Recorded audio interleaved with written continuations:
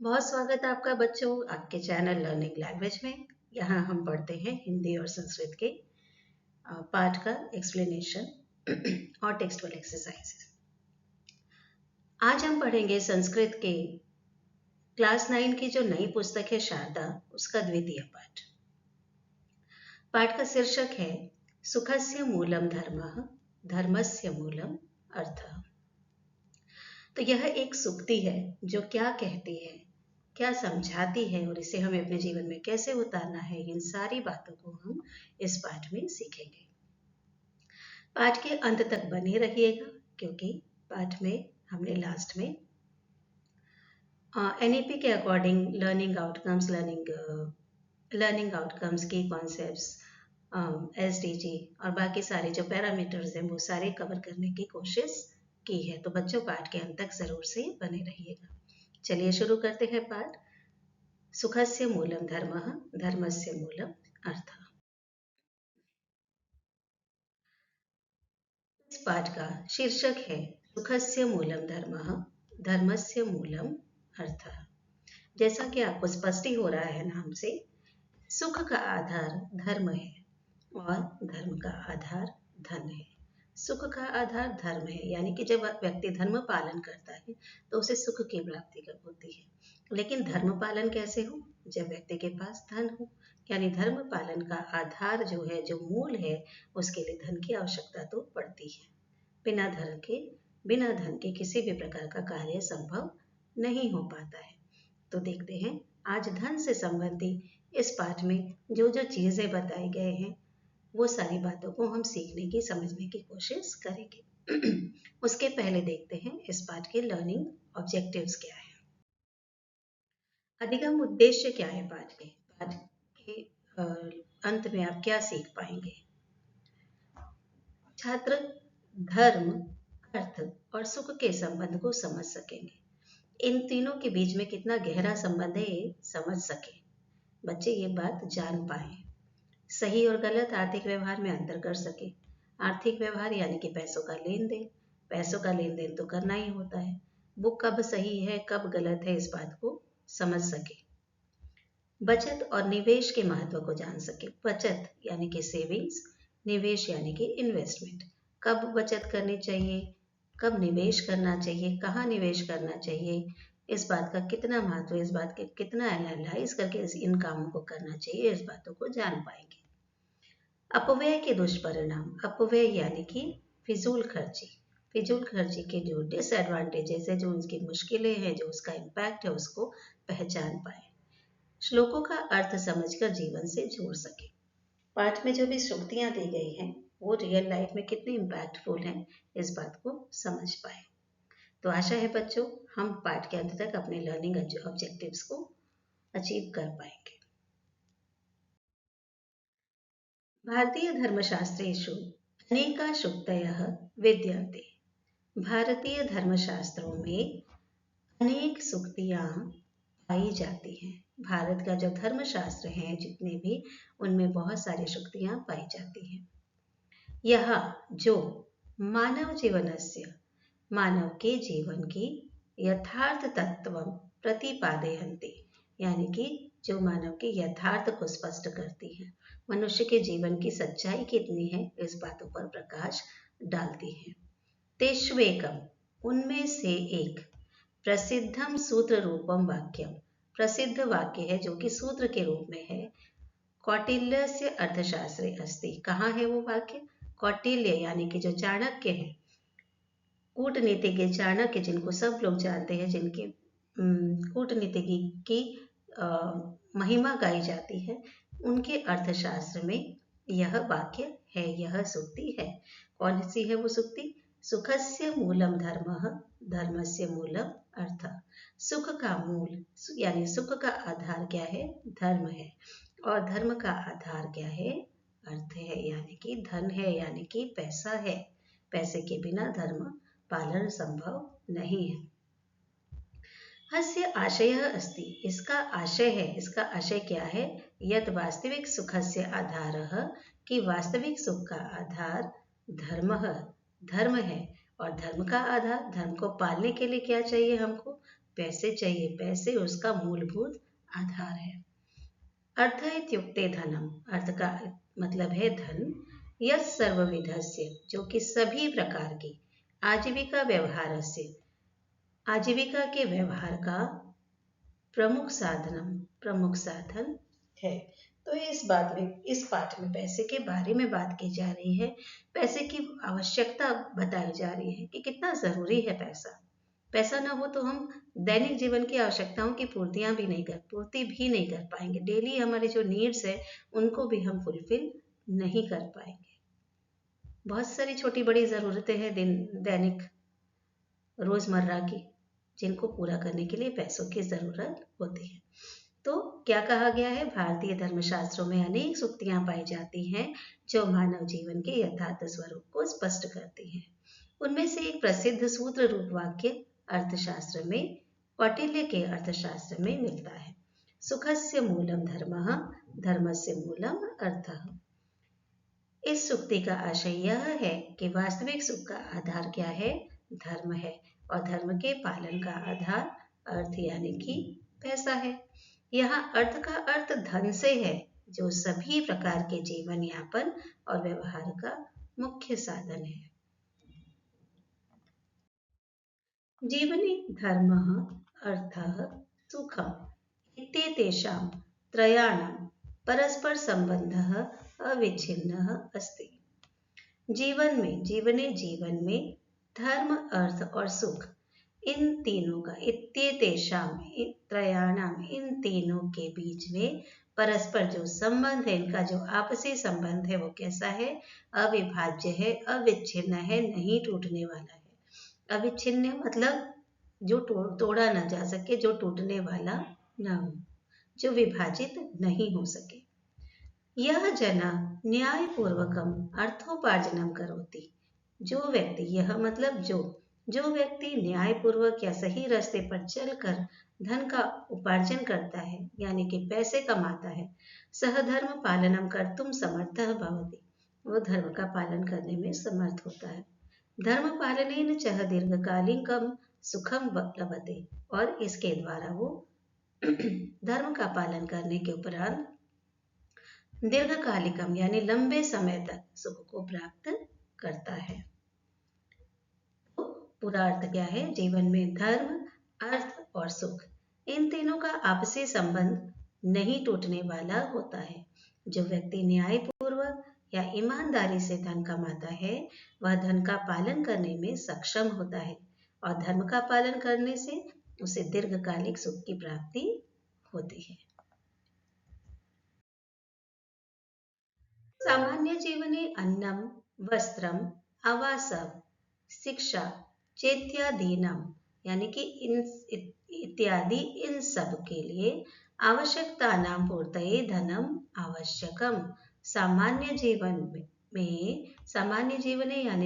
जीवन में अन्न मतलब भोजन, वस्त्र मतलब कपड़ा, आवासः मतलब रहने की जगह या घर, और शिक्षा, इन सब की आवश्यकताओं की पूर्ति के लिए किसकी जरूरत है बच्चों? धन की जरूरत होती है। पैसे बिना कोई काम हो सकता है क्या?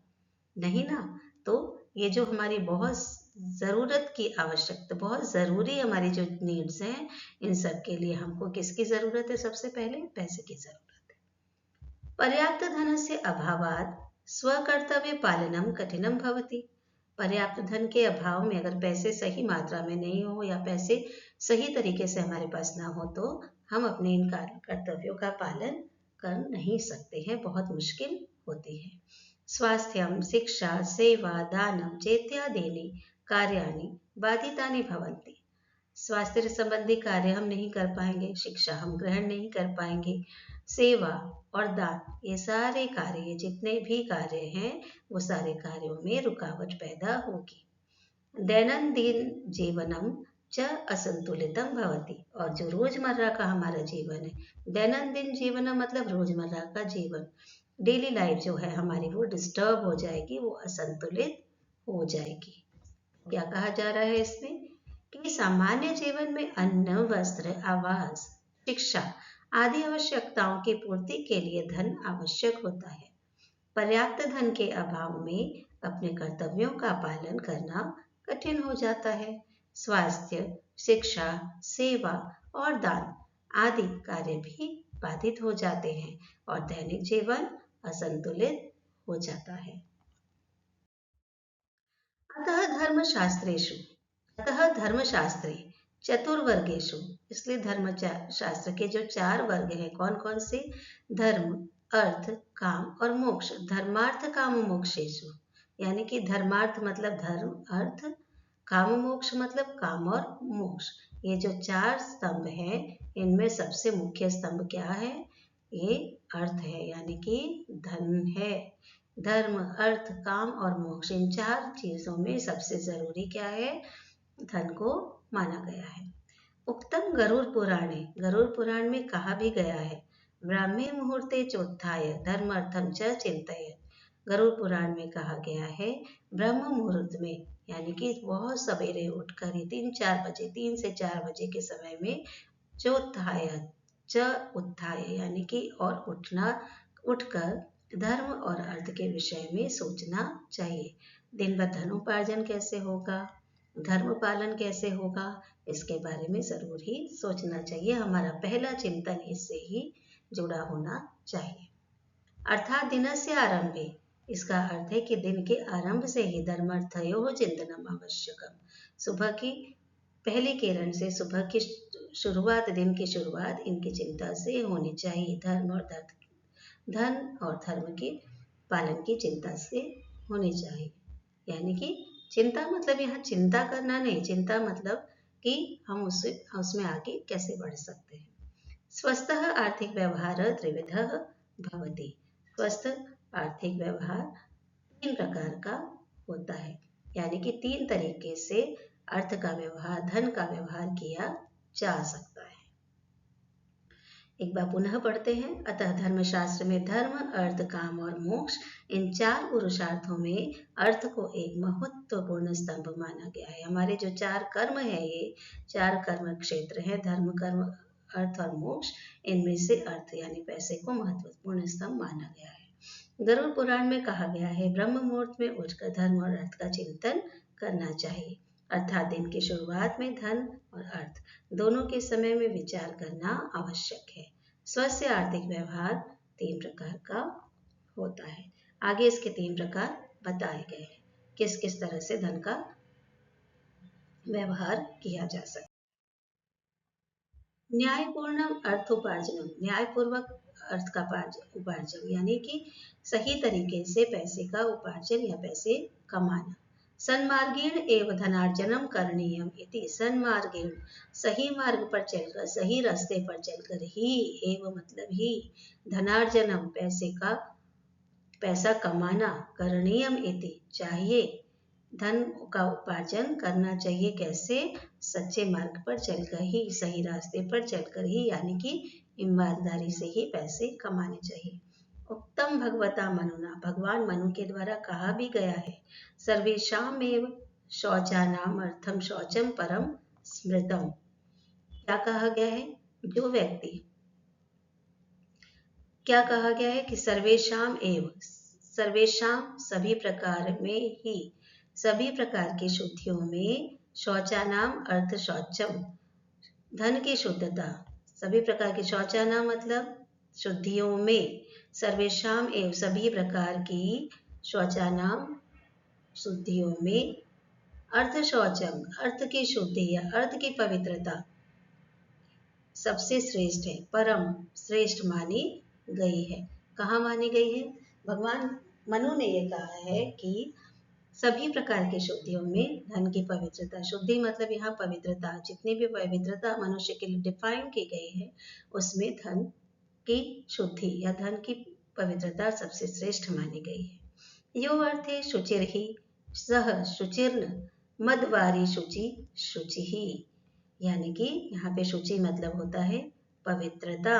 जो व्यक्ति, यो अर्थे शुचिर ही, यो अर्थे, यह मतलब जो, यानी कि जो व्यक्ति, अर्थे शुचिर ही धन के मामले में शुचि है, पवित्र है, ईमानदार है, सह शुचिर्न वह व्यक्ति केवल शुद्ध कहलाता है। केवल वही व्यक्ति शुद्ध कहलाता है जो कि जो धन के मामले में शुद्ध है, जिसने ईमानदारी पूर्वक पैसों की कमाई की है या जो पैसों के मामले में बहुत ईमानदार है। मृदवारी शुचि ही शुचि, केवल मिट्टी और पानी से शुद्ध। मृद मतलब मिट्टी, वारी मतलब पानी। मिट्टी और पानी से अपने आप को साफ कर ले, यानी कि लेपन के द्वारा, पानी के द्वारा अपने आप को साफ कर लेने से ही व्यक्ति पवित्र नहीं हो जाना। स्नान से ही केवल व्यक्ति पवित्र नहीं हो जाता है। पैसे की ईमानदारी बहुत ज्यादा आवश्यक है या जरूरी है, ऐसा भगवान मनु ने कहा है। अस्य आशय यत् अनैतिक आर्थिक व्यवहारः कदापि न करणीयः। इसका अर्थ क्या है? श्लोक का अर्थ यही कहा है, इसका भाव यही है, इसका सार यही है कि अनैतिक आर्थिक व्यवहार, किसी भी प्रकार का दुरुपयोग या किसी भी प्रकार का अनुचित धन का व्यवहार कभी भी नहीं करना चाहिए। धन से संबंधित कोई भी अनुचित व्यवहार कभी भी नहीं करना चाहिए, अनैतिक नहीं करना चाहिए। यानी किसी के पैसों पर नजर मत रखो, चोरी मत करो, ये सब बातें जो है धन संबंधी अनैतिक व्यवहार दर्शाती हैं, जो कि कभी नहीं करनी चाहिए। तो क्या कहा गया है? न्यायपूर्णम उपार्जनम अर्थात सही और नैतिक मार्ग से ही धन कमाना चाहिए। भगवान मनु ने कहा है कि सभी प्रकार की शुद्धियों में धन की शुद्धता सबसे श्रेष्ठ मानी गई है। जो व्यक्ति अपने धन के मामले में शुद्ध है वही वास्तव में शुद्ध है। केवल मिट्टी और पानी से शुद्ध होने वाला व्यक्ति सच में शुद्ध नहीं होता। अर्थात हमें कभी भी अनैतिक या गलत तरीके से धन अर्जित नहीं करना चाहिए। पैसों की महत्वता बताई जा रही है। पैसा महत्व कितना देता है? बहुत जरूरी है हमारी लाइफ को स्पेंड करने के लिए, लेकिन how to earn it is most मतलब बहुत जरूरी है कि आप इसके बारे में सोचें कि कैसे पैसा कमाया जाए। माँ गृध कस्य स्विद धनम। माँ गृध, माँ मतलब मत, गृध मतलब लालच, कस्य स्विद धनम। यहाँ पे इसका पहले फैक्टर देखते हैं। कस्य स्विद धनम, तो इसको क्या पढ़ेंगे, कैसे फैक्टर करेंगे? कस्य प्लस स्विद प्लस धनम।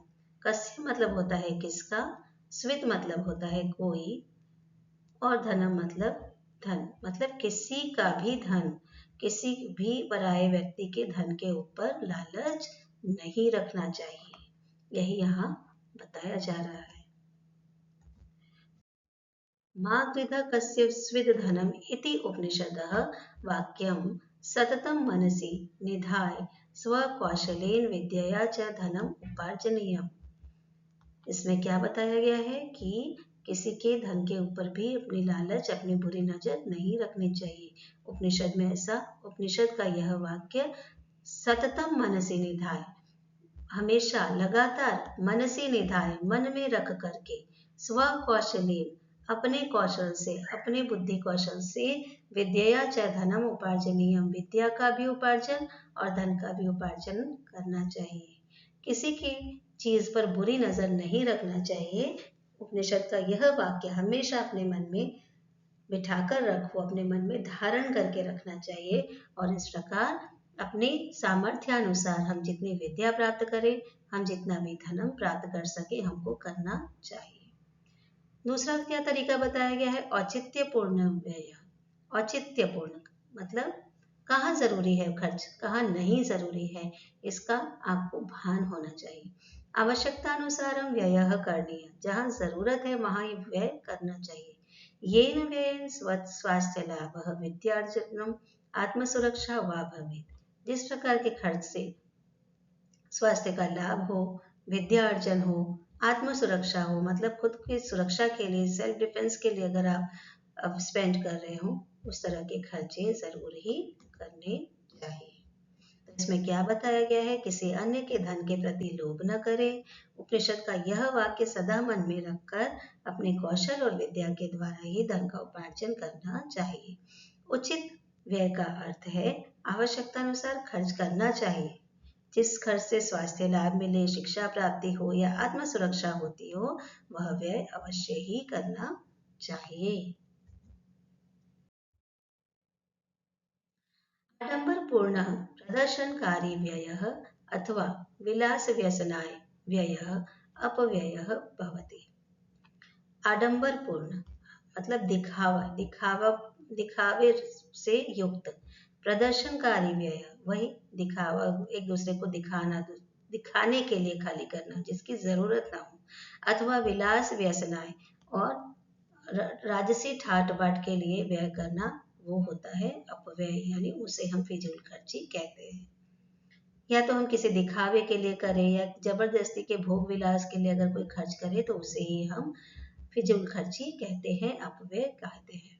अपव्यय वर्जनीय, तो फिजूल खर्ची से बचना चाहिए। अतः प्रत्येकम व्ययस्य लेख स्थापनीय, इसलिए हर प्रकार के खर्च का लेख नोट, उसकी सूची हमको जरूर से बनानी चाहिए, हमको नोट डाउन कहीं करना चाहिए। अंतितः लेख तेषां परिशीलनम करणीयम। परिशीलनम यानी कि ऑब्जर्वेशन, निरीक्षण।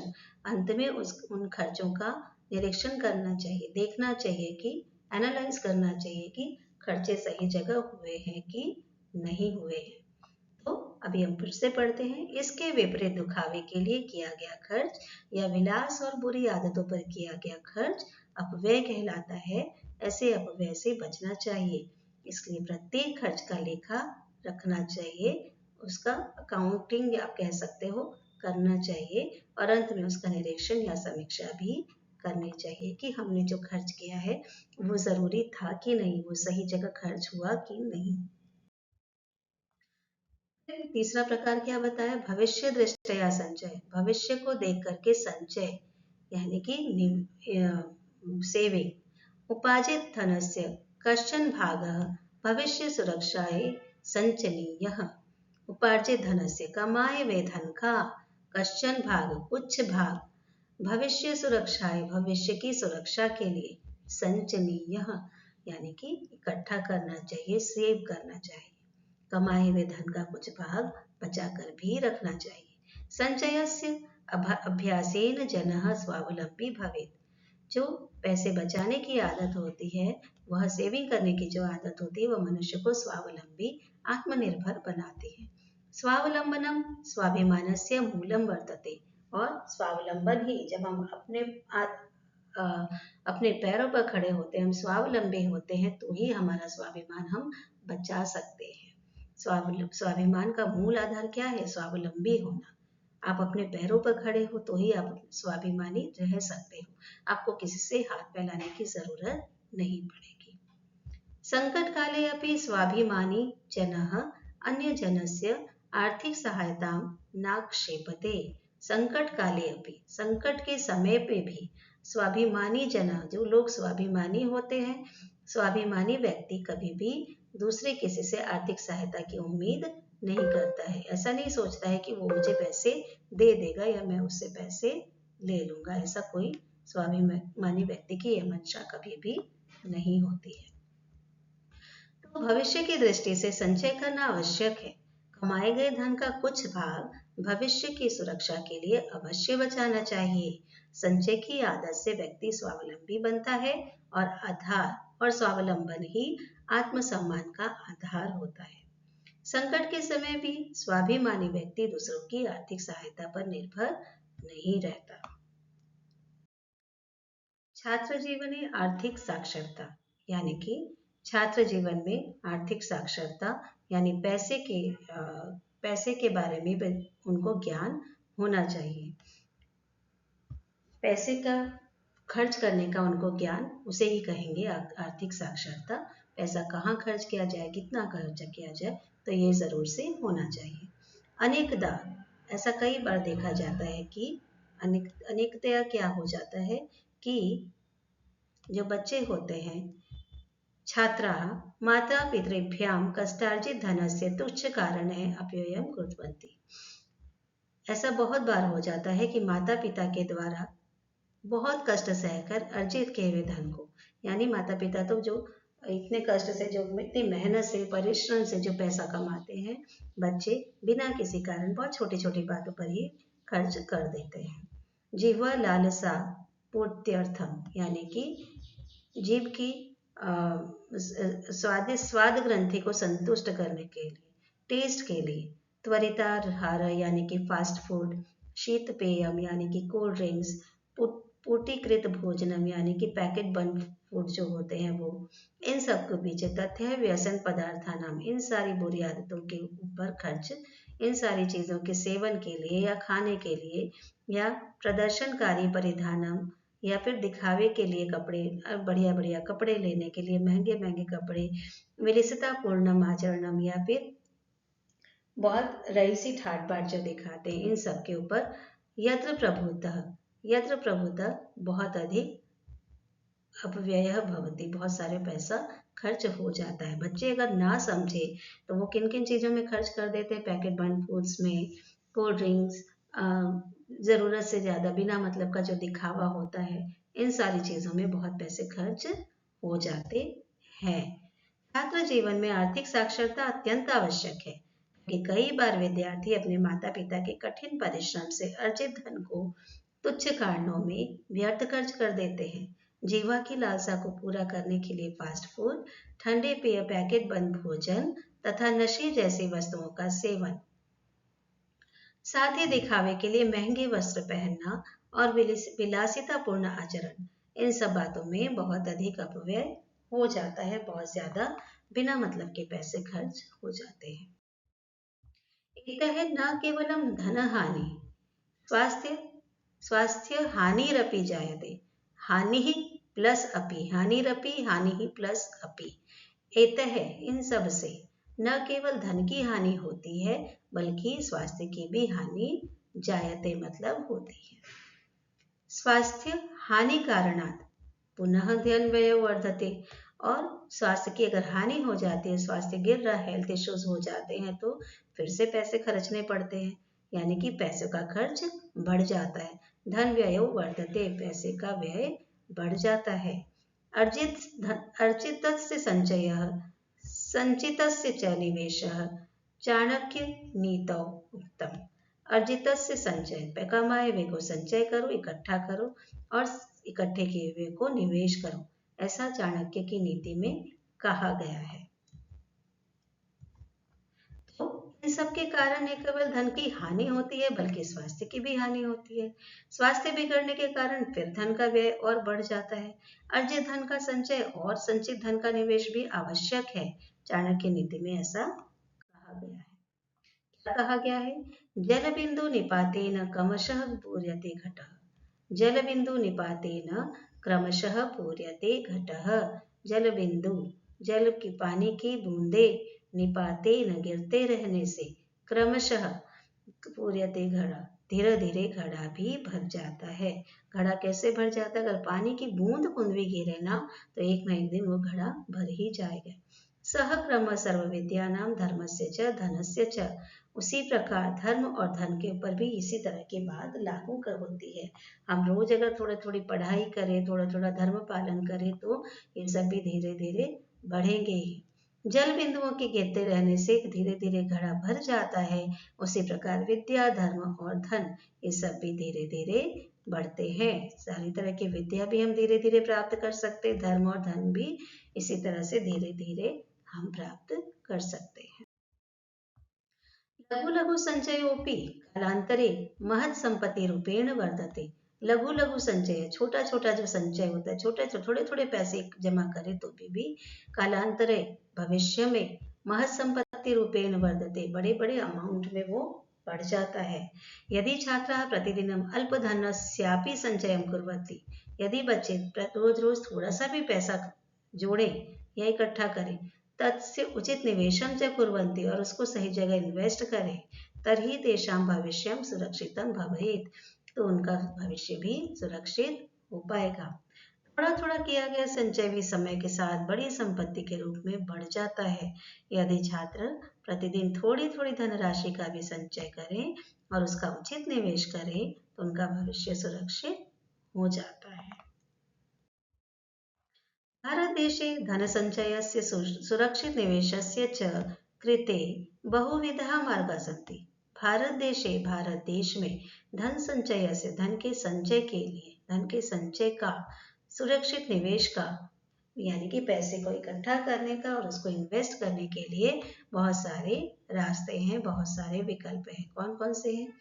तेषु, उनमें से प्रधानमंत्री जन धन योजना, प्रधानमंत्री जन धन योजना जो प्रधानमंत्री जी के द्वारा चलाई गई है, सुकन्या समृद्धि योजना, सार्वजनिक भविष्य निधि। ये सारी योजनाओं के नाम हैं। कौन कौन सी योजनाएं? प्रधानमंत्री जन धन योजना, सुकन्या समृद्धि योजना, सार्वजनिक भविष्य निधि आदि। और इसके अलावा वरिष्ठ नागरिक संचय योजना यानी कि सीनियर सिटीजन प्लान, किसान विकास पत्र,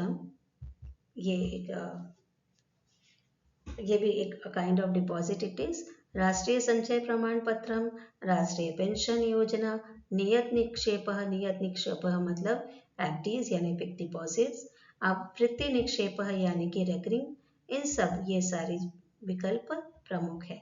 यहाँ पे देखो इसका बहुत अच्छा एक डायग्राम दिया गया है, कौन कौन सी योजनाएं हैं।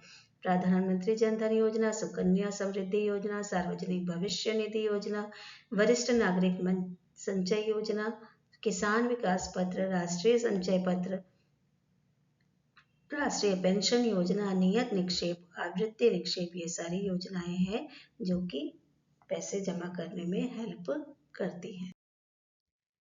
एतासां सर्वकारी योजनानां, इन सभी सरकारी योजनाओं के विषय में जानने के लिए, इन सारी सरकारी योजना, सर्वकारी योजना नाम विषय, सरकारी योजनाओं, सर्वकारी मतलब सरकारी, गवर्नमेंट, सूचनाम लब्धुम, जानने के लिए, सूचना प्राप्त करने के लिए, लब्धुम मतलब प्राप्त करने के लिए, लाभान्वितम और लाभान्वित होने के लिए, समीपस्थ वित्तागारः, पास के बैंकों में, पत्रालय या पोस्ट ऑफिस में, वा गंतव्य जाना चाहिए, तत्संबंध अधिकारिणः च पृष्ठव्य, और वहाँ इन सबके संबंध में वहाँ के अधिकारी जो हैं उन सबसे पृष्ठव्य यानी कि पूछना चाहिए।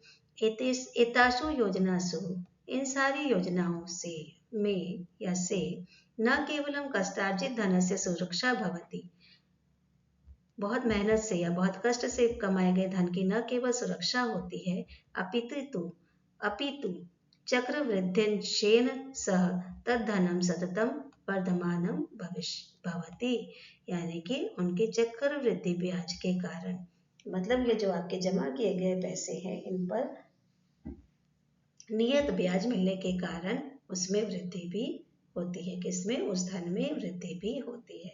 यानी कि इन सभी सरकारी योजनाओं के बारे में जानकारी प्राप्त करने के लिए और उनका लाभ लेने के लिए निकट के बैंक या डाकघर जाना चाहिए तथा संबंधित अधिकारियों से पूछना चाहिए। इन योजनाओं में न केवल कठिन परिश्रम से अर्जित धन सुरक्षित रहता है, बल्कि चक्रवृद्धि ब्याज के कारण वह धन निरंतर बढ़ता भी रहता है। भौतिकतावादी योगस्य आकर्षणेन यूनाम अपव्ययः, भौतिकतावादी युग में बहुत मटेरियलिस्टिक जो लाइफ हो गई है उसके आकर्षण से यूनाम अपव्यय यानी कि यंग लोगों में यानी कि क्या बोले युवकों में अधिक अपव्यय खर्च अधिको भवति, बहुत अधिक बढ़ गया है, ज्यादा होता है। येन कारणेन अस्माकं आर्थिक स्थिति विपन्ना भवति, इसलिए हमारी आर्थिक स्थिति गलत हो जाती है, विपन्न हो जाती है, हम आर्थिक स्थिति से हम सुदृढ़ नहीं रह पाते हैं। किंतु अर्थ विषयक चेतनता अस्मान अभावात उद्धृत्य आर्थिक संपन्नताओं प्रति नयति, लेकिन अगर हम आर्थिक विषय से चेतनशील होते हैं या फिर चिंतन कर पाते, हम को उसके बारे में पता होता है, हम अवेयर होते हैं, तो हम अपने आप को इकोनॉमिकली साउंड कर पाते हैं, वो हमें आर्थिक समृद्धि की ओर ले जाता है। अतः बुद्धिमतां छात्राणां ध्येयं स्यात्, इसलिए बुद्धिमान छात्रों का ध्येय क्या होना चाहिए, उनका गोल क्या होना चाहिए? धनस्य उचितोपार्जन, धन का उचित तरीके से उपार्जन या उचित तरीके से धन कमाना, व्ययस्य मर्यादा यानी कि मर्यादा में रहकर व्यय करना, जितना जरूरी हो उतना व्यय करना, आपातकालीन निधि संचय, मुश्किल के समय के लिए बचत, और दीर्घकालीन निवेश, और दीर्घकालीन निवेश यानी कि लंबे समय के लिए निवेश, इन्वेस्टमेंट। भौतिकतावादी युद्ध के आकर्षण के कारण अब युवाओं में अपव्यय अधिक हो रहा है, जिससे हमारी आर्थिक स्थिति कमजोर हो जाती है।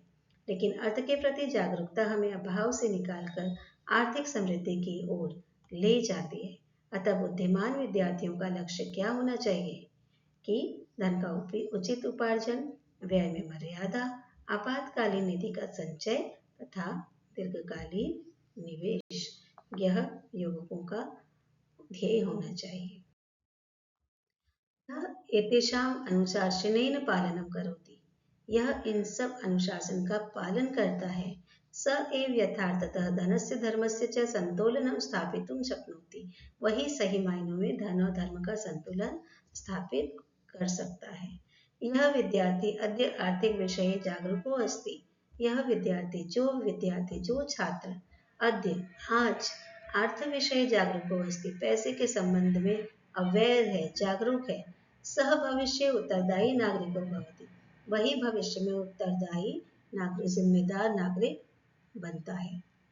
जो व्यक्ति नियमों का अनुशासन पूर्वक पालन करता है, वही वास्तव में धन और धर्म के बीच संतुलन स्थापित कर सकता है।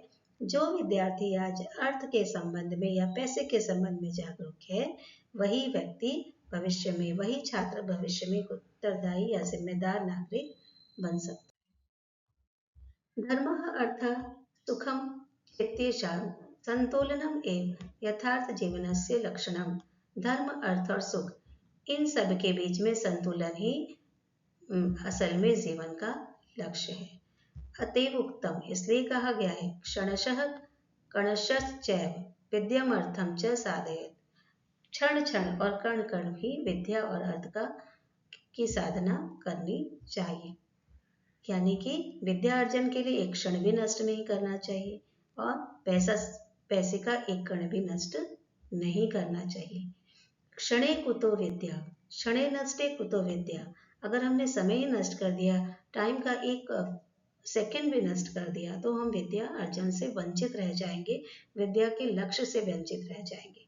कणे नष्टे कुतो धनम, और इसी प्रकार हमने पैसे भी थोड़े थोड़े पैसे नहीं बचाए या थोड़े थोड़े पैसे खर्च कर दिए, तो हम धन का संचय नहीं कर पाएंगे। तो सार क्या है? धन, धर्म, अर्थ और सुख, इन तीनों का संतुलन ही वास्तविक जीवन की पहचान है। इसीलिए कहा गया है, क्षण क्षण और कण कण से ही विद्या और धन की प्राप्ति करनी चाहिए। एक क्षण नष्ट होने पर विद्या कैसे मिलेगी और एक कण नष्ट होने पर धन कहाँ से आएगा? यानी कि धर्म, अर्थ, काम और मोक्ष जो हमने पढ़ा, उसमें सेकंड लैडर है अर्थ, लेकिन वही उन सब का परिचायक है, उन सबको चलाने वाला है।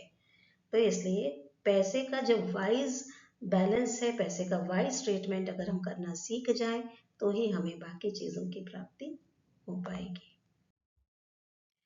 ये बच्चों, अब इसका माइंड मैप देख लेते हैं। पाठ का नाम है सुखस्य मूलम धर्मः, धर्मस्य मूलम अर्थः, और इसकी विधा क्या है? गद्य है। अब इसमें आप क्या क्या सीख रहे हैं? मेन 3 पिलर्स है, धर्म, अर्थ और सुख। धर्म के लिए क्या बताया गया है? नैतिकता होती है, कर्तव्य होता है इससे। और सुख के लिए क्या बताया गया है कि सुख दीर्घ से दीर्घकालीन संतोष और आत्मा की शांति होती है। अर्थ यानी कि पैसा का उपार्जन कैसा करना चाहिए, ये बताया गया है। फिर व्यय कैसे करना चाहिए, संचय कैसे करना चाहिए और कहाँ निवेश करना चाहिए। पैसे की शुद्धि ही सबसे बड़ी शुद्धि है, और अपव्यय और सदुपयोग का अंतर भी समझाया गया है। यही सारी चीजें हम इस पाठ में सीखने वाले हैं। अब इस पाठ के की कॉन्सेप्ट्स क्या है? धर्म, अर्थ और सुख का परस्पर संबंध, न्यायपूर्ण अर्थोपार्जन करना चाहिए, अर्थ शौच यानी कि पैसे की शुचिता, औचित्यपूर्ण व्यय यानी कि वाइज स्पेंडिंग, अर्थ संचय एवं निवेश, पैसे को बचाना और पैसे का निवेश करना, उसको इन्वेस्ट करना, आर्थिक साक्षरता यानी कि ज्ञान होना चाहिए आपको अपने अर्थ के बारे में कि उसको कहाँ, उसके सारा ट्रीटमेंट उसका किस तरह से करना चाहिए। स्वावलंबन और स्वाभिमान, स्वावलंबन और स्वाभिमान। यहाँ मैं क्या बता रही हूँ, कॉन्सेप्ट, इस चैप्टर के कॉन्सेप्ट्स ये हैं, यानी कि इन सारी बातों पर इस चैप्टर में बात हुई है। स्वावलंबन और स्वाभिमान, पैसे का की दूरी है स्वावलंबन, स्वावलंबन और स्वाभिमान की दूरी क्या है, पैसा। दीर्घकालिक सुख बनाम तात्कालिक आकर्षण, इसकी भी बात की है हमने यहाँ पे इस चैप्टर में। और अपव्यय बनाम सदुपयोग, अगर अपव्यय करते हैं तो क्या क्या इम्पैक्ट होता है, और सदुपयोग करते हैं तो क्या इम्पैक्ट होता है, इसके बाद भी। तो इन सारे कॉन्सेप्ट्स के ऊपर इस चैप्टर में बात की गई है। कीवर्ड्स क्या है, उपार्जनम कमाना, संचय बचत, निवेश निवेश यानी कि इन्वेस्टमेंट, अपव्यय फिजूल खर्च, स्वावलंबनम आत्मनिर्भरता, शौचम यानी कि शुद्धता, व्यसनम बुरी आदत और औचित्य मतलब का क्या उचित है क्या अनुचित। सीखने के परिणाम, लर्निंग आउटकम्स क्या है, इस चैप्टर को पढ़ने के बाद आप क्या क्या सीख पाए, सरल संस्कृत वाक्यों का अर्थ बता पाएंगे, आर्थिक व्यवहार के 3 सिद्धांत जो यहाँ बताए हैं वो समझा पाएंगे, अपने दैनिक जीवन में छोटे स्तर पर बचत योजना बना सकेंगे, श्लोकों को उद्धृत करके उनके भाव स्पष्ट कर सकेंगे और नैतिकता आधारित निर्णय ले सकेंगे, क्या सही है क्या गलत है ये सब कुछ आप जान पाएंगे, और धन का सही तरीके से उसका प्रयोग कर पाएंगे। जीवन कौशल क्या है, लाइफ स्किल क्या है, डिसीजन लेने की क्षमता का विकास होगा, फाइनेंशियल रिस्पॉन्सिबिलिटी जिम्मेदारी लेने के का भाव आएगा, वैल्यू अवेयरनेस, अब आप जानोगे मूल्य के बारे में, पैसे का अवेयरनेस आपको होगी, टाइम एंड रिसोर्स मैनेजमेंट, सारी चीज़ों में कैसे बैलेंस करके चलना है के, और सेल्फ डिसिप्लिन, अपने ऊपर अनुशासन, ये सारे कौशल विकसित होते हैं। कोर स्किल क्या है, हम क्रिटिकली सोच पाएंगे, एनालाइज कर पाएंगे, हम कम्युनिकेट कर पाएंगे श्लोकों को पढ़ के, फिर प्रॉब्लम सॉल्विंग, सीमित संसाधनों में निर्णय लेने की क्षमता होगी तो समस्याओं का समाधान करने की स्किल डेवलप होगी, अपनी आदतों के बारे में एनालाइज कर पाएंगे, उस गलत आदतों को छोड़ पाएंगे और एनालाइज कर पाएंगे हर तरह से आय व्यय का संतुलन कैसे किया जाए। एसडीजीज क्या है, इस चैप्टर के एसडीजीज हैं एसडीजी 4 जिसमें गुणवत्तापूर्ण शिक्षा दी रही है, क्यों, आपको फाइनेंशियल लिटरेसी के बारे में बताया जा रहा है। चैप्टर आपको क्या बताता है, आर्थिक विकास के बारे में भी बताता है, कैसे एथिकल अर्निंग कैसे हो। फिर एसडीजी 12 रिस्पॉन्सिबल कंजप्शन कैसे होगा, वाइज स्पेंडिंग करके ये आपको बताता है कि कैसे आप रिस्पॉन्सिबल हो सकते हो, तो SDG 12। SDG 3 health and wellbeing, तो गलत आदतों से दूर रह के हेल्थ एंड वेलबींग को बढ़ावा दिया जा सकता है। एंड एसडीजी 16 जहाँ न्याय और नैतिकता के द्वारा धनोपार्जन की बात की गई है, ईमानदारी की बात की गई है। तो आशा है बच्चों ये पाठ आपको बहुत अच्छी तरह से समझ आया होगा, तो subscribe the channel and wait for new video. Keep watching Learning Language for such more videos. Thank you.